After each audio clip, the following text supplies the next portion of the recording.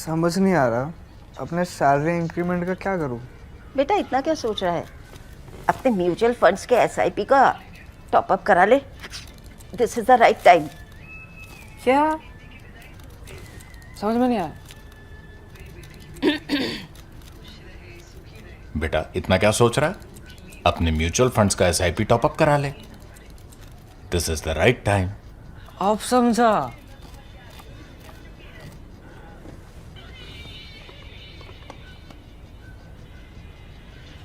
Mutual fund investments are subject to market risks. Read all scheme-related documents carefully. There's a golden rule when it comes to looking back at things and drawing conclusions. And the golden rule is don't do it too soon. It takes time for events to reveal their true moment. But I'm going to break that golden rule. I'm going to tell you what the year was like. I agree it may be too soon.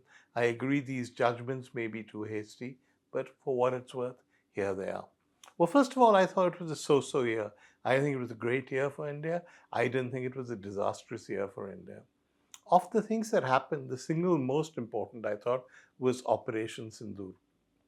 It was important for many reasons. First of all, we had a terrorist attack of the kind I think we believed had stopped. So the nation was in shock. We retaliated, as we often threaten to and have sometimes done, with military action. That's when things changed. Normally, when we have reacted with military action, it's been a strike, maybe some talk of retaliation, and ends over there. In this case, there were unfortunate losses of aircraft. There were problems. It wasn't clear exactly what was going on. At least the country wasn't clear. Now, it seems now in retrospect that if the war had gone on for one more day, we had the advantage. We were on the verge of destroying lots and lots of important Pakistani installations. We'd already destroyed some of the terrorist infrastructure. So we were actually doing okay. But there were other things that I think surprised us. We still think of war in terms of infantry, in terms of the Navy, etc. This was a new kind of war, the kind of war we hadn't seen before. It was fought long range with missiles and drones. We won despite all of that. But I think it's going to take us time to realize that the nature of war has changed and we have to get used to it. There is another problem. Usually, when wars end, the two sides meet and we talk about it. In this case, the war ended probably when we didn't want it to. I reckon as I said, we needed a day or two more because the President of the United States said it was over. This was not only spectacularly bad timing for us, it also allowed Pakistan to claim that it had won the war. You know that's not true. I know that's not true. But that isn't the narrative they were able to set. They've celebrated it as their first military victory over India. It's hollow, it's a bogus claim, but it's increased their morale. So you've got to ask yourself, at the end of Operation Sindoor, are we safer than we were before? Have we successfully dissuaded the Pakistanis from launching terror attacks? Have we created the fear of God in them that they won't ever want to risk Indian military intervention? It's not clear. We'll just have to wait and see. The second and crucial thing about this war and about the year was the complete deterioration in the India-US relationship. What was worrying was this came as a surprise to India. During President Biden's term, India and the US grew very close. In many ways, Biden was building on what Obama had done. Obama was the guy who actually introduced Prime Minister Modi to the international community. And he ended the awkwardness, about Modi not being given a visa by the Americans. It was like there was a new chapter.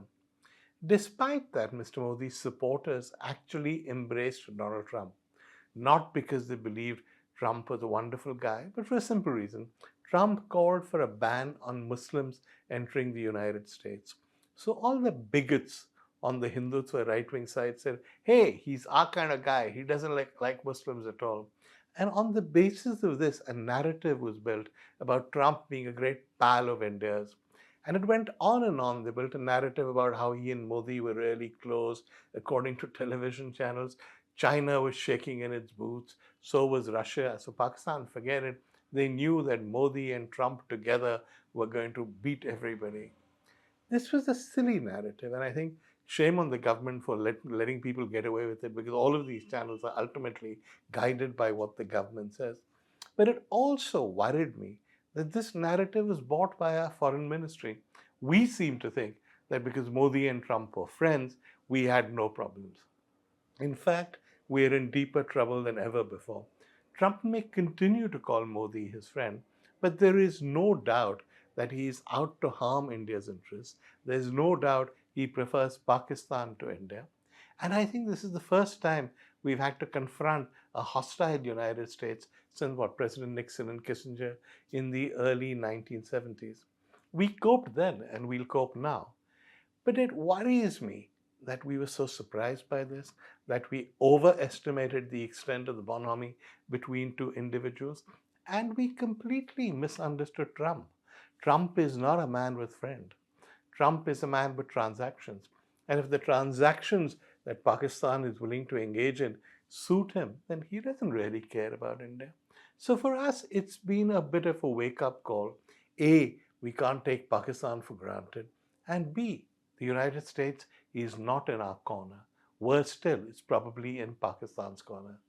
That's worrying. That's going to be more worrying going forward. I'm not entirely concerned by all of this because Trump turns on a dime. His views may change.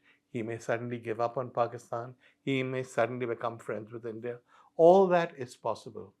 But the point is, we can't predict it. We don't understand Trump, and we don't know where we stand. On Modi himself, there was a scare at the last general election when, despite extravagant promises, the BJP didn't manage to get an overall majority. People then said, particularly people in the opposition, optimistically, that the Modi era is ending, it's downhill from now. What this year proved to us was they were wrong. The Modi era is not ending, it's not downhill. He's won very significant victories before in Maharashtra, in Haryana, both states where the BJP was expected to lose. And in Bihar this year, when people predicted that there would be an anti-incumbency wave against Nitish and the BJP, they actually won by a landslide. So yes, Mr. Modi may have been in trouble in the general election, but he's not in trouble now. He's as strong as he was before. Does this matter? We're some months, some years away actually from an election. Yes, it matters because the nature of opposition to Modi in civil society outside of parliament and the nature in which he's perceived by, say, civil servants, judges, journalists, people like media barons, industrialists, depends on whether they think he's going to last. The message of this year out of the election victories has been Modi is here to stay.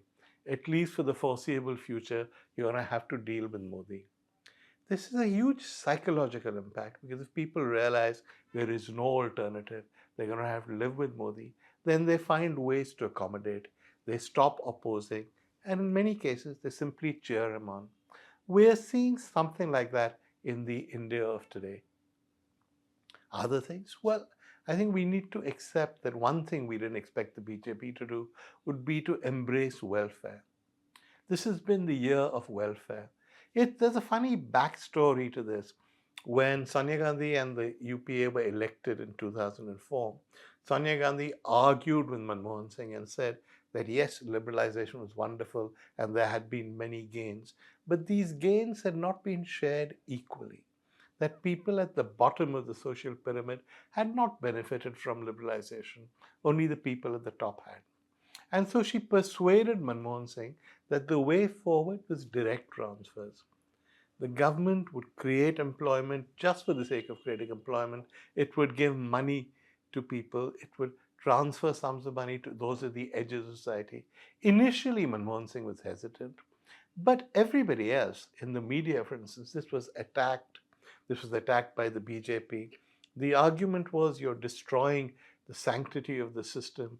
You're distorting everything. People no longer need to work. They'll just get handouts. Mr. Modi and various people in the BJP also said that. Guess what? Far from opposing what Sonia Gandhi and Manmohan Singh did, Mr. Modi has doubled down on it. The one move that required some kind of, one measure that required some kind of work, Narendra, he's reformed. But everywhere else, he's just going around giving money. If you look at Bihar, thousands of crores were given as welfare. It was the same in Maharashtra.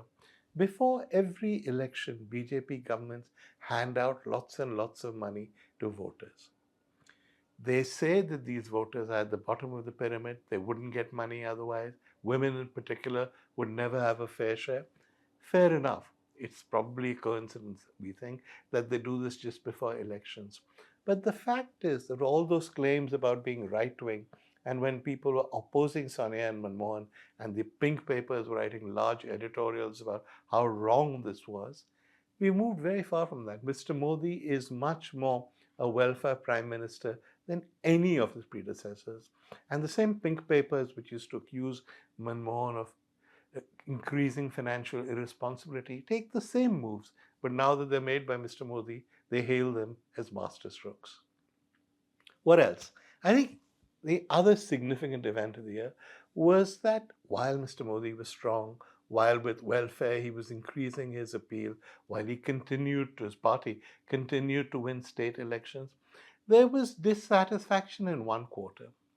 The middle class was Mr. Modi's original constituency. They are the people who said he will cut out corruption from the system, he will give us the India of the future, etc., etc. That constituency now is getting increasingly disillusioned. Now, if you talk to people in the BJP, they say it's about taxation. These chaps just want to pay tax. And there's something to that. I mean, the middle class is very, very heavily taxed. It's not clear to me what people get in return for their tax rupees. But there have been little things like a GST rejig, which has benefited consumers. And they've said, don't worry, we've taken care of the middle class, we've given them more money. That's wrong. Yes, tax is one of the irritants, but it's not the problem. The problem is the nature of governance, which middle class people are educated enough to see. Far from this business of we will clean up the system, you now read every single day of some municipal officer being arrested, some constable being raided, and thousands of crores are collected from these people. Everybody in the bureaucracy or lower down, the inspectors, the Inspector Raj people, now is emboldened. They all ask for money. They do it openly. They flaunt their money. They buy cars, they buy properties, as these recent investigations have shown, because they believe they can get away with it. So for the middle class, which I think still believes that Mr. Modi is honest, there's a lot of disillusionment because of his failure to control the bureaucracy and the inspectors and the policemen and the people who keep taking money. Corruption at the top may or may not have reduced in India, but corruption in the middle has increased significantly. I think the middle class minds that. The middle class also believed that under Modi, governance would be of a much higher caliber. Is it? I don't know. Look at Delhi today. Look at the pollution. Look at what's happening in the skies. This is the city where Mr. Modi, Mr. Amit Shah live. Do they not look out? Do they not see the smog? Do they not realize that we are poisoning the air, that we are destroying the lives of our children? I would imagine they do, even though the government has recently said in Parliament that there is no connection between pollution and respiratory illness. But forget that for a moment. I just think they don't know what to do about it. There are solutions, and anybody who was interested in governance would find those solutions. What is striking about today, with the municipal corporation, the Delhi government, and the central government are all run by the BJP, is that nobody cares. Nobody has done anything to try and reduce pollution. Perhaps they don't know how.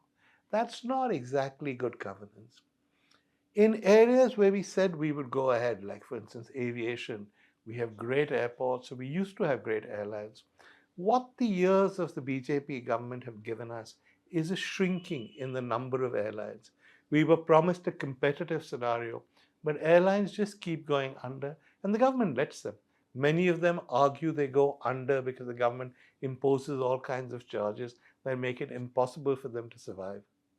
So you're left now with a monopoly situation, really, where Indigo owns 65% of the market, Air India has something like 22%, and the smaller players share the rest. If you create this kind of oligopoly stroke monopoly situation in what was once a competitive market, then surely it's up to you to watch that oligopoly carefully to make sure that consumers' interests are being served.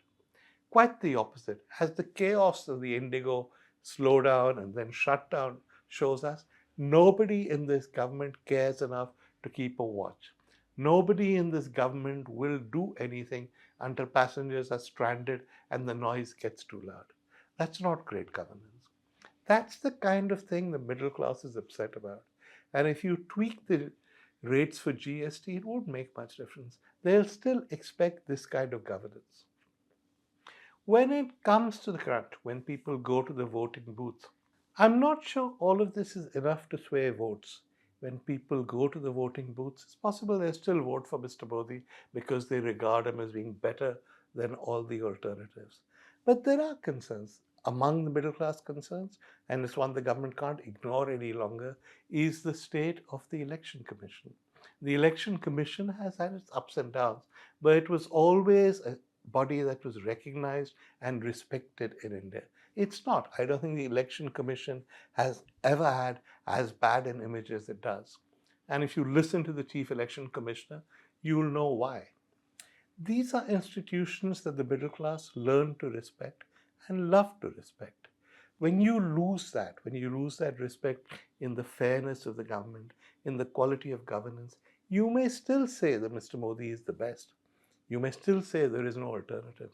But you're on much thinner ground than you were when Mr. Modi was first elected. So that's what the year's been like. So, some concerns, generally no huge disasters, but let's see what the future brings.